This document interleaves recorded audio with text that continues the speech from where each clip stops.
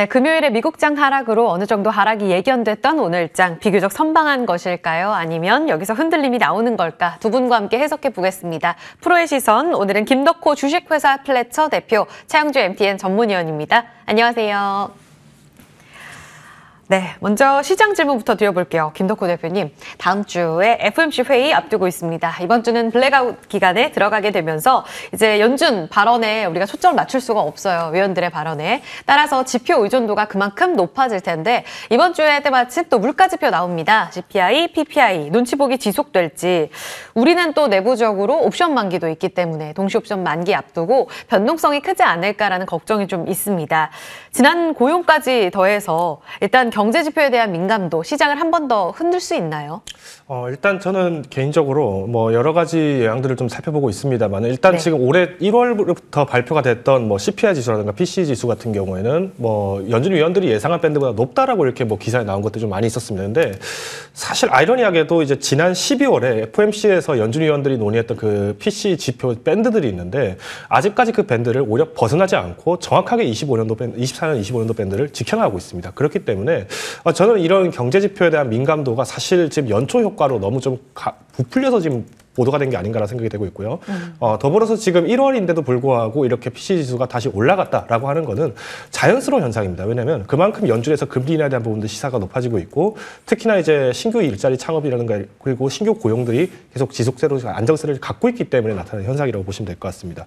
물론 뭐 2월 실업률이 지금 3.9%를 지금 도달했기 때문에 뭐 조금만 더 넘어가면은 명목상 완전 고용이라고 얘기하는 그 4% 지표를 지금 오버하는 거 아니냐라고 얘기가 나오고 있는데 재밌는 사실은 지난 2023년도가 사실은 실업률로 치면은 24년보다 23년도가 실업률이 더 낮아야 되는 게 정상적인 상황입니다. 즉 금리를 처음에 올리기 시작할 때는 많은 분들이 아마 투자하시는 분들은 다 공감을 할 겁니다. 이게 지금 투자 어디 하냐, 뭐 하냐, 진짜 괜찮은 사업 뭐 있냐 이렇게 고민을 하게 되는데 기업들 같은 경우에 여기에 대한 직격탄을 더 강하게 받을 수밖에 없습니다. 그만큼 또 기존에 갖고 있던 그러니까 좀 재무적으로 불건전했던 기업들이 망하게 되면서 또 다시 신규 기업들이 창출하는 상태들이 이 금리 인상기에 또 굉장히 많이 나옵니다. 그러면 본격적으로 금리가 지금 동결이 꽤 오래되다 보니까 24년, 25년도까지는 오히려 실업률이 4.2에서 4.3까지도 올라갈 수 있다는 게 지금 연준 위원들의 그 발언이고요. 뭐 아마 좀 자세한 지표를 좀 보고 싶으신 분들은 페드 검색하셔서 들어가시면은 거기 이제 연간 분기별 자료들이 다 있습니다. 그 자료를 보시면서 추천하시면 좋을 것 같습니다. 그래서 저는 오히려 이번에 이 경제 지표들이 발표가 된 것은 3월 뭐 발표에 대해서는 크게 영향 없다. 오히려 그냥 동결 상태에서 마무리될 가능성이 굉장히 높다라고 보고 있고요. 오히려 이 3월의 이벤트에서 연준 위원들의 발언보다는 사실 뭐 트럼프 전 대통령의 발언이라던가 바이든 대통령의 발언이 굉장히 좀 중요하죠. 정치적인 이야기. 그렇죠. 네. 더군다나 지금 미국 같은 경우에도 지금 아직까지 대선에 대한 부분들이 인식들이 굉장히 강하고 지금 뭐 대외적인 외교 문제들 그리고 지금 중국의 양해가 얼마 전에 끝나게 되면서 나오는 영향들, 그러니까 시진핑 주석의 발언들 이런 그러니까 각국의 이제 주요 인사들의 발언들이 좀 더 커질 수밖에 없기 때문에 지금은 어떻게 보면은 금리 자체에 대한 부분들은 이번 3월보다는 오히려 하반기 때부터 나올 거라 보고 있고요. 상반기는 이런 정치 인사들의 발언들 그리고 정책에 대한 부분들이 좀 더 영향을 만들지 않을까라고 저는 판단하고 있습니다. 알겠습니다. 정책 변수들 계속 민감하게 체크해 봐야 될 것 같고 정치적 이해관계, 올해 정치의 해인 만큼 이런 변수들도 계속해서 시장에서는 좀 체크를 해봐야 된다. 그런데 그런 가운데 지난 이제 엔비디아의 하락을 어떻게 해석할 것인가 오늘 장중 내내 아마 많은 분들의 이야기를 들으셨을 텐데요. 일단 과열 논란 속에 흔들렸기 때문에 더 걱정이 가요, 차 의원님. 엔비디아 임원의 자사주 매각에 따른 개별 이슈로 보는 게 맞습니까? 아니면 그동안 과열에 대한 우려감, 이제 독점 체제는 끝났다 이런 펀더멘털적인 이슈들도 충분히 있지 않습니까? 이런 조정 시작된 건가요? 일단 다 복합적으로 설명을 좀 드려야 될 것 같습니다. 네. 어느 특별한 하나의 이슈라기보다는 일단 촉발된 건 수급 이슈죠. 말씀하신 임원들의 매도 여기에 이제 일부 투자자들의 이제 논란 가슴에 이제 차익 매물의 출회, 더군다나 이제 이번 주에 이제 또 미국도 파생 만기일이기 때문에 파생 만기일 전에 한 일주일 전부터 물량들이 나오니까 그것이 이제 동시다발적으로 좀 쏟아졌다라고 좀 말씀드릴 수가 있겠죠.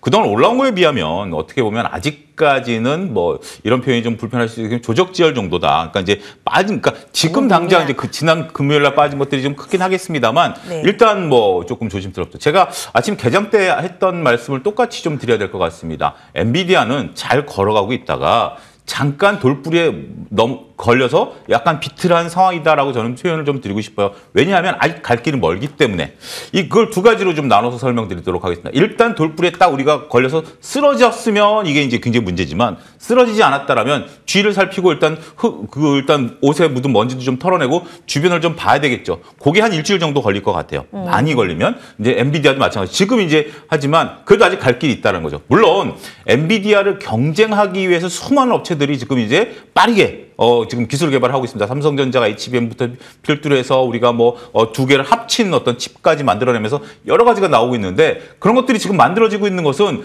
특이한 현상이 아니에요. 정상적인 상황이에요. 왜냐하면 경쟁이 있으면 여러분들 동네에 잘하는 음식점이 있으면 1년 뒤에 가보면 똑같은 음식점이 서너 개 생기잖아요. 그건 당연한 경제적인 현상이에요. 문제는 제가 엔비디아와 하이닉스를 긍정적으로 보는 이유는 MT에서 말씀드렸던 게 주구장창 보시라는 게 아니잖아요. 올 여름까지는 보자라는 거예요. 올 하반기 내년 초가 되면 많은 경쟁업체들이 이 시장에 뛰어들어올 겁니다. 그러면 그때 가서는 경쟁이 치열해질 거예요. 하지만 지금 이제 개발로 나온 것들이 양산 들어가고 시험 생산 들어가고 하는 것들이 걸리는 시간이 물리적으로 걸리는 시간들을 좀 봐야 될 것 같아요. 따라서 지금부터는 좀 어려운 구간입니다. 그동안엔 진짜 아무것도 없는 길에서 그냥 눈 감고 걸어도 똑바로 걸었다라면 이제는 돌부리에 잘못하면 넘어질 수도 있는 상황이기 때문에 예의주시해야 되는 건 맞아요. 하지만 아직 갈 길이 끝난 것은 아니다라고 저는 표현드리고 싶어요. 따라서 일단 이번 주 중후반부터 정도 되면 오히려 우리나라의 하이닉스라든지 그다음에 한미반도체 이런 쪽들에 대해서는 여전히 매수 관점의 접근은 유효할 수 있겠다.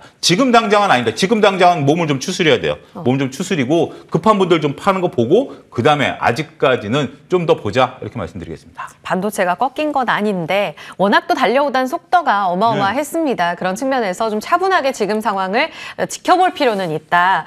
찰떡 같은 비유 때문에 너무 알아듣기가 쉽다고 또 이렇게 채팅창에 남겨주셨거든요.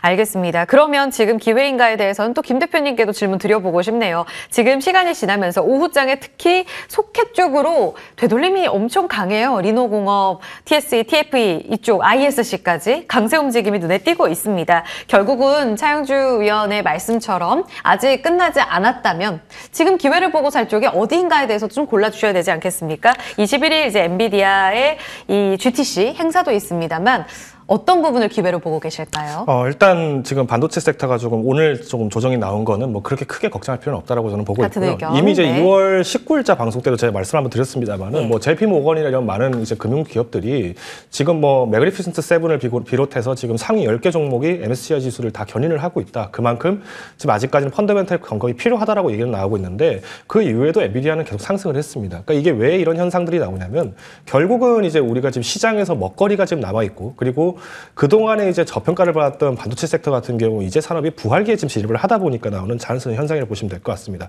오히려 지금 인공지능 분야가 좀 더 이제 활성화되다 보니까 여기에 대한 시장이 좀 더 컨센서스가 높아졌다라고 보는 건데 우리 대표적으로 우리 한미반도체 같은 경우도 그랬죠. 사실 작년 4분기 실적이 굉장히 안 좋았음에도 불구하고 주가가 그렇게 급락을 하거나 그런 양들은 거의 없었습니다. 그러니까 앞으로의 먹거리를 계속 보고 있다는 점에서는 반도체 산업들은 계속 갈 수밖에 없다는 점에서 밸류에이션은 커질 수 있다는 거죠.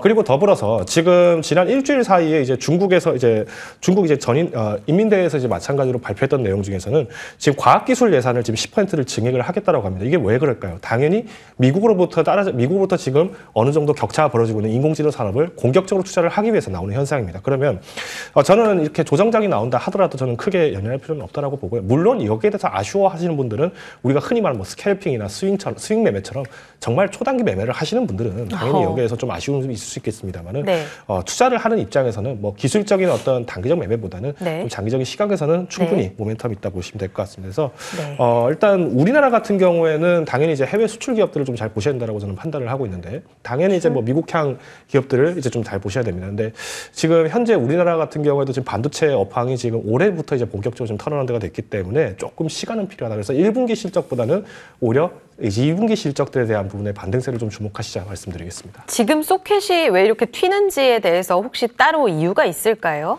사실 소켓뿐만 아니라 기판주도 갑자기 급등하고 이런 현상들이 나왔기 때문에 저는 이게 소켓만 그렇냐 아니면 테스트 장비만 그렇냐라기보다는 지금은 이제 그동안 먼저 갔던 종목들에 대비했을 때는 상대적으로 덜 갔던 종목에서의 순환적인 매매가 나오기에 자연스럽다라고 정도하면 요약드리겠습니다. 차 의원님 덧붙일 말씀 있으시다고요? 네, 약간 조금 우리가 좀 시야를 좀 넓혀보게 된다라면 앞서 이제 엔비디아의 독주라고 이제 이제 어이젠커가 표현을 하셨는데 이제 독주에서 이제 경쟁이 이제 시작이 되는 거죠. 시간이 갈수록 독주의 여력은 떨어지고 경쟁자들의 비교율이 나오겠죠. 그러면 경쟁자들이 칩을 만드는 데서 무엇이 필요할까요? 결국 가장 중요한 것은 이것을 검증하고 이것을 연결하는 부분에 있어서 비교 우위를 갖고 있는 기업들이 오히려 더 각광을 받는 거 아니겠습니까? 그쵸. 제가 한 2년 전쯤에 그런 말씀을 드렸어요. 우리가 이제 그때 지금처럼 2차전지가 뜨기 전에 2차전지 셀이 이제 관심이 있었을 때 2차전지 셀은 어떻게 보면 내재화 가능성도 있다. 그때 이제 조금 이제 먼 미래였습니다만 결국 누가 만들든지 간에 소재 기업들이 웃을 것이다라고 말씀을 좀 드렸는데 지금은 칩을 누가 만들든지 간에 그 칩을 테스트하고 연결하는 부분에 있어서 그러면 왜 우리나라냐 하필이면. 근데 우리나라가 이 부분에 있어서 하이닉스와의 협업된 관계, 지금 이제 올라가는 것들이 특히 삼성전자 협력업체들이 아니라 하이닉스 협력업체들이거든요. 이들이 이제 이 기술력들을 인정받은 거죠. 자, 또 중요한 건 그겁니다. 속도전이라는 것을 여러분들 인공지능은 절대 잊으셔서는 안 됩니다. 속도전이 아니면 느긋하게 우리가 협력업체도 개발하고 새로운 거 갖다 쓰겠습니다만 여러분 지금 당장 무엇을 해야 된다라고 하면 어디로 연락을 하시겠습니까? 제일 유명한데, 제일 알려진 데 연락하는 거 아니겠습니까? 그런 쪽에 있어서 만약에 삼성전자가 HBM을 만든다라든지 아니면 인텔이 유와 관련된 거 칩을 만든다라고 할 때 우리나라 기업들에 대한 수혜에도 가능성이 있다라고 봐야 될 것 같아요. 따라서 지금 이 현상을 보게 된다면 오히려 하이닉스가 주춤한데 이런 뒷단에 있는 것들이 좀 뛰어나다라면 결국 이 인공지능과 관련된 반도체 업계에 대한 부분들은 엔비디아가 꼽겠다라고 끝난 게 아니다라는 측면으로 해석이 가능하지 않을까 싶습니다. 다시 불타오르는 이쪽의 움직임이 시사하는 바는 결국은 죽지 않았다, 달려간다라는 측면을 방증한다. 이 부분도 체크해 주시길 바랍니다. 자, 오늘 시장을 대변했던 많은 종목들의 움직임들이 어디에 좀 포커스를 맞춰야 할까 특징주로 한번 알아보겠습니다. 차 위원님께 한 번 더 질문 드립니다. 저희 지난 금요일에 하이브 이야기를 나눴었죠. 네. 한 번 더 추가 시세가 나오면 그때 한번 노려보자. 그렇죠. 오늘 YG로 한번 질문 드려봅니다. 네. 베이비몬스터 이제 컴백을 앞두고 있는데 오늘 상승률로 봤을 때 굉장히 또 강했어요. 티저 영상 공개된 영향으로 보시는지. 앞서 이수연 앵커가 플레이브 가상 아이돌, 버추얼 아이돌에 대해서도 이야기가 나왔는데 이거 전체적인 엔터 섹터의 투심을 또 자극했던 이야기로 볼 수 있는지. 살까요, 지금? 이렇게 가상으로 나오면 네. 이제 저희 같이 이제 방송하는 패널들도 가상으로 나오지 않을까요? 그러면 저는 뚱뚱한 뭐로 표현되지 않을까요? 그건 조금 제작 측에서 좀 고려해 주시고요. 예쁘게 만들어주셔야죠. 자, 일단 우리가 이제 이렇게 웃을 수 있는 좀 분위기가 형성이 좀 된 것 같아요. 오늘은 엔터 전체로. 엔터랑 네. 게임까지 포함해서 어떻게 보면 첫 번째 단계가 지난 금요일 날 제가 이제 말씀드렸던 양봉이 나온 상태고 오늘 올라가는 모양이 저는 오히려 좋다라는 겁니다. 차라리 이런 개별 이슈가 나왔을 때 10% 20%씩 올랐다라면 저는 이제 추격 매수 부분에 있어서는 조금 오히려 조심스러운데 금요일 오늘 올라온 거 따지면 한 5에서 한 7% 정도 올라온 거거든요. 네. 그런 정도라면 이것은 이제 바닥을 찍었다라고 누구든지 봐도 이제 저 차트는 바닥 찍은 차트죠. 그러면 이번 주 스윙 전략은 저는 유효할 것으로 보여집니다. 중요한 것은 여기에 지금 군부를 떼는 측들이 있다는 거죠. 말씀하신 것처럼 각 엔터사들의 개별 이슈들이 좀 들어오고 있고 게임사들도 위메이드라든지 크래프톤의 리포트발이라든지 중국발에 대한 개별 이슈들이 들어오고 있거든요. 가장 중요한 건 반도체가 쉬고 있어요. 2차전지도 쉬고 있어요. 그러면 반도체와 2차전지가 쉬었을 때 우리가 아주 작은 종목들을 하는 분이 아니다라면 뭘 갖고 내가 매매해볼까라고 본다라면 지금 대안으로 떠오르게 되는 거죠. 만약에 오늘 반도체가 강했다라면 게임 엔터가 이렇게 강하지 않았을 수도 있어요, 역설적으로. 네, 그런데 네. 지금 반도체가 쉬고 있다라고 보면 이번 주 제가 이제 좀 큰 그림을 그려드리면 반도체는 주 후반. 그런데 지금 내가 매매를 하고 싶다라면 스윙 전략은 오늘 사서 오늘 파는 게 아니죠. 네. 2, 3일 갖고 넘어가는 거니까 이쪽은 스윙 전략이 유효할 수 있다 이렇게 정리해드리고 싶습니다. 그 안에서 탑픽이 YG인가요? 일단 YG기보다는 처음에 들었던 SM과 하이브를 놓고 보시고 좋습니다. 그다음에 이제 이 기준점과 지금은 네. 어떤 여러분들이 좋아하시는 소속 가수가 있는 네. 차용주처럼 이렇게 뚱뚱한 캐릭터가 있는 또 엔터사드가 생기면 또 그걸 하셔도 되고요. 그렇게 보셔도 될 것 같아요. 저 본인을 너무 과소평가하시는데 알겠습니다. 이제 취향껏 갈 수 있을 정도로 분위기가 조성이 됐다. 엔터 섹터에 대한 이야기 이틀째 짚어드렸고요. 조선도 보겠습니다. 김 대표님, 하나오션 지금 군함 경쟁에 있어서 기술력 계속해서 부각시키고 있는 자리 신조선가 중고선가 지수 나날이 올라갑니다. 하나오션이 그동안 못 갔는데 카타르 잭팟까지 기대감 더해집니다. 유증, MSCI 이슈로 작년 7월 대비 너무 많이 빠졌거든요. 이제 본격적인 추세 상승으로 갈 수 있나요? 일단 하나오션 같은 경우는 당장 이제 좀 악재가 하나 터졌죠. 그러니까 지난 2월에 이제 방사청에서 이제 결정이 내렸던 상황인데, 그러니까 HD 현대중공업에 대해서 기존에 이제 기술 유출했던 부분을 행정지도로 이제 마무리를 했습니다. 근데 이게 좀 재밌는 사실이 이게 이미 그 지금 방사청장이 지금 요번에 2월 19일부로 바뀌자마자 이 지도가 행정지도로 좀 위치가 바뀌었는데, 전임 방사청장도 육사 출신이고 이번 방사청장도 육사 출신입니다. 그 전에는 행시라든가 혹은 AD와 같은 테크노크라트 중심으로 좀 되어 있었는데, 지금 군부 출신 이렇게 오게 되면서 여기에 좀 약간 눈 감아주기 아니냐 이런 얘기들은 나오고 있습니다. 그러다 보니까 지금 현대중공업 입장에서는 사실 오히려 그날 2월 29일 전후로부터 해서 좀 주가 많이 급등을 했었죠. 근데 이미 여기에 대해서 어느 정도 좀 의심스럽다라고 하시는 분들은 이제 과거에 이제 지난 2011년인가요? 정정드리겠습니다. 작년 23년 11월인가요? 이때 10월, 11월 이전부터 해서 하나오션이랑 현대중공업이 지금 이제 인사 영입을 굉장히 공격적으로 했습니다. 근데 하나오션 같은 경우는 해군 사령부에 계셨던 이제 중장군 영입을 하셨고, 현대중공업 같은 경우에는 육사 출신의 이제 육사 출신 중장군을 영입을 하셨는데, 이분도 육군이다 보니까 이 육군에 있던 분이 이제 해군 기업에 거는 게 맞냐 뭐 이런 얘기들이 나왔습니다. 그러니까 결국은 뭐 육사들끼리 눈 감아주기 아니냐 뭐 이런 논란도 나왔는데, 어쨌든 간에 저는 일단 현대중공업 자체가 갖고 있는 어떤 기술 유출에 대한 부분들의 합의점이, 기술 유출은 맞지만 이것이 강력한 처벌까지 갈 수 있는 아니다라고 하는 게 이번 방사청장의 결정이었고요.